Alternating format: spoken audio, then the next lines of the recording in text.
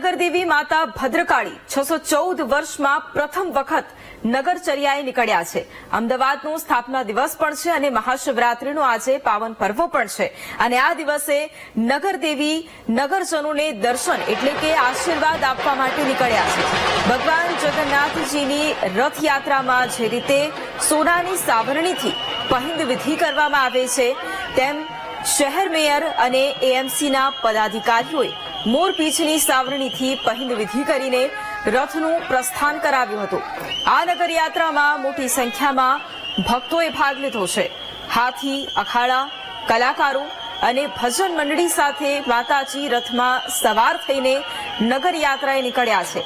નગરયાત્રાના રૂટની પણ વાત કરીએ તો શ્રી ભદ્રકાળી માતાજી મંદિરથી શરૂ કરીને બાબા માણેકનાથ સમાધિ સ્થાન, માણેક ચોક, દાણાપીઠ, મ્યુનિસિપલ કોર્પોરેશન કચેરી, ખમાસા પગથિયા થઈને માતાજીનો રથ જમાલપુર જગન્નાથજી મંદિર ખાતે પહોંચશે, જ્યાં વિરામ લેવામાં આવશે અને ત્યારબાદ મહાલક્ષ્મી મંદિર અને અન્ય સ્થળે જઈને નિજ મંદિર પરત પણ ફરશે।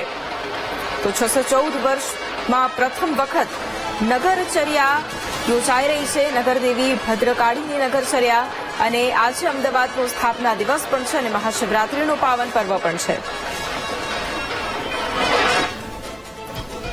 આજે માતા ભદ્રકાળીની આ નગરયાત્રા જયારે નીકળે છે 614 વર્ષ બાદ અને વર્ષોની પરંપરા રહી છે અને સાથે સાથે આજે જયારે માતાજી ખુદ નગરજનોને આશીર્વાદ આપવા માટે નીકળ્યા છે, આખા અમદાવાદમાં હર્ષો ઉલ્લાસનો મહોત્સવ છે અને માતાના ચરણોમાં અમે મેયર શ્રેષ્ઠ તમામે વંદન કર્યા છે, પ્રાર્થના કરી છે, આરતી કરી છે કે સમગ્ર દેશની તમામ જનતાનું મહાકાળી માતા આશીર્વાદ આપે, અમદાવાદની જનતાને, ગુજરાતની જનતાને આશીર્વાદ આપે।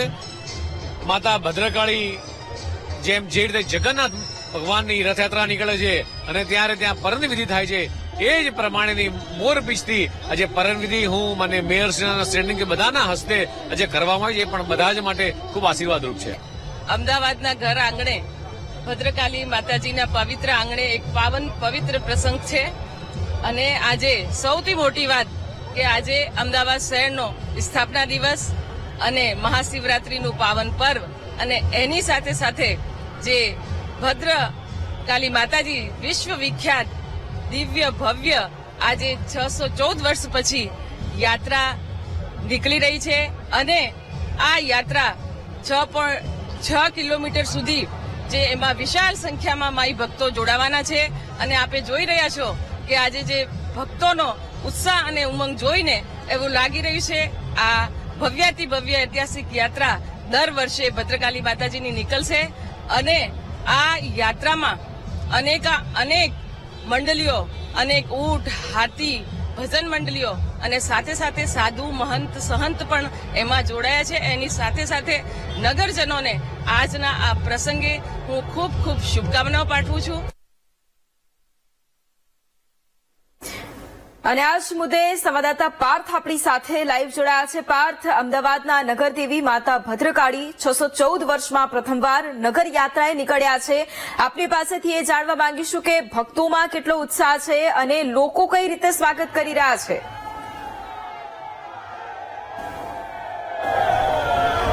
જી ચોક્કસથી 614 વર્ષ પછી આ યાત્રા નીકળી રહી છે।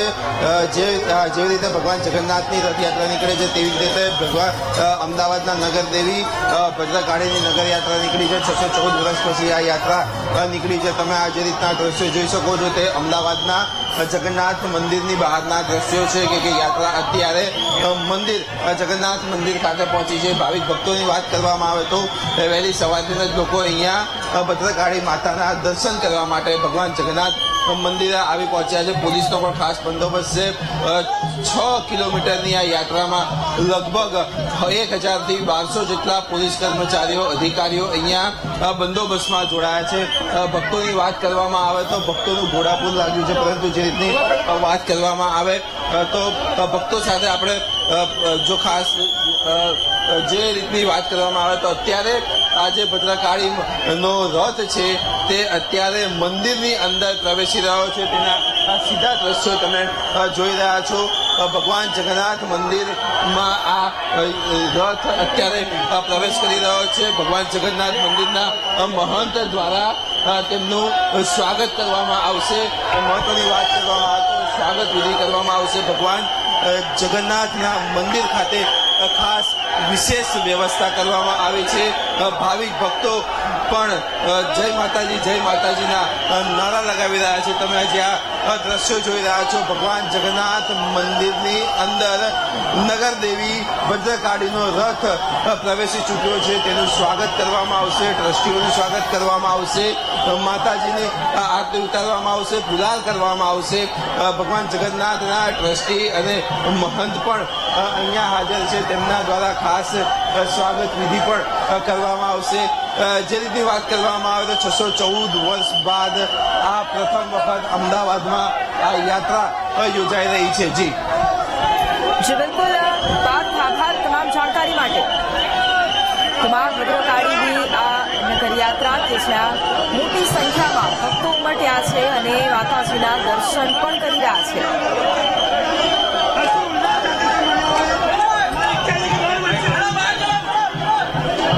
તમારું પતી ગયું.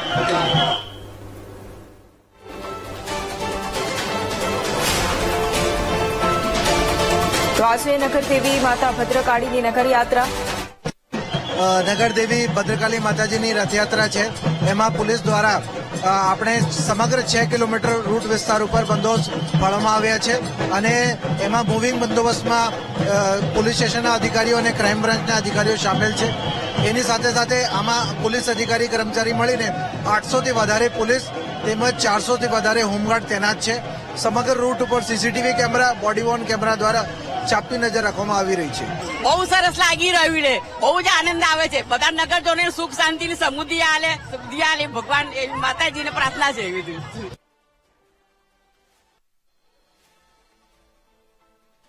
અને અમે માણેકચોકમાં જ રહીએ છીએ. અમને બહુ જ આનંદ થયો છે. ભદ્રકાળી માની આટલા વર્ષે પદયાત્રા નીકળે છે. અમે ખૂબ જ ખુશ છીએ અને અમે સવારથી વહેલા 6 વાગ્યાના ઉઠીને આમાં જોડાયેલા છીએ અને મને બહુ જ ખૂબ જ આનંદ થાય છે. હું રહું છું સેટેલાઇટ, મારું પિયર અહીંયા માંડવીન પોળમાં છે અને અમને બહુ જ આનંદ થાય છે. 614 વર્ષ પછી આ જે પદયાત્રા નીકળી છે એમાં અમને ખૂબ ખૂબ ખૂબ બહુ જ મજા આવે છે અને હવે અમે છેક સુધી જોડાયેલા જ રહેવાના છે, જ્યાં સુધી માતાજીની આ યાત્રાનો આનંદ જ લેવાનો છે અમારે.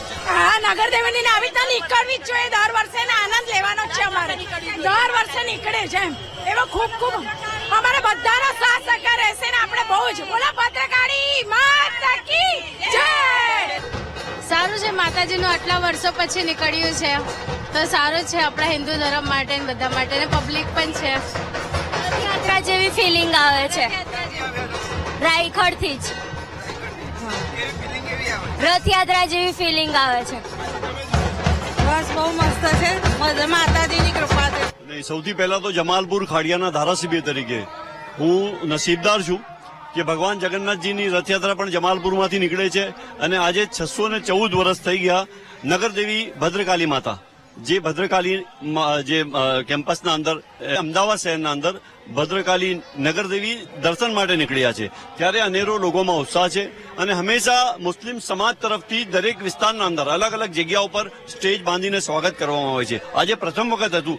પ્રથમ વખત પણ અમે આજે એવું આયોજન કર્યું છે કે જ્યાં જ્યાં રથયાત્રા નીકળવાની છે, નગરદેવી નીકળવાના છે, ત્યાં લોકો સ્વાગત કરશે અને જે પ્રમાણે મુસ્લિમ સમાજનો હંમેશા મુસ્લિમ સમાજ તમામ સમાજના લોકો આજે હિન્દુ મુસ્લિમ તમામ લોકો અહીંયા સ્ટેજના ઉપર છે. એ જ મેસેજ છે કે આ દેશના અંદર એકતા બની રહે, ગુજરાતના અંદર એકતા બની રહે, અમદાવાદ શહેરના અંદર એકતા બની રહે અને લોકો પોતાનું જે 6.5 કરોડની ગુજરાતની પ્રજા છે આપણી, એક નવો સંદેશો જાય, લોકો નફરતની ભાવના ભૂલીને મોહબ્બતના અંદર સામેલ થાય.